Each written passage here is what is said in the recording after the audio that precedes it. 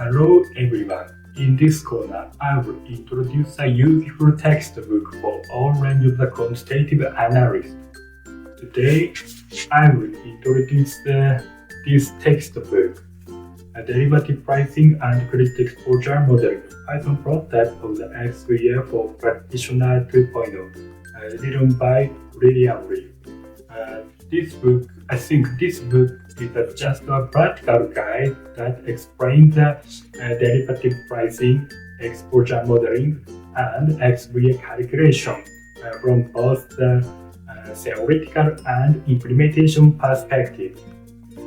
Yes, I think this is very useful for the whole range of the quantitative analysis because of this rich of the sampling code.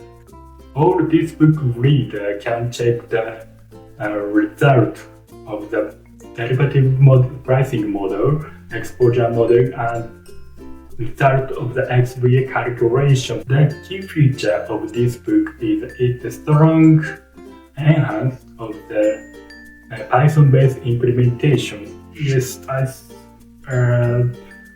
this book has many kind of the Python programming code to pricing a derivative, to calculate the XVA modeling, to check the XVA calculation. It is easy for all users to check the result of the price of the derivative,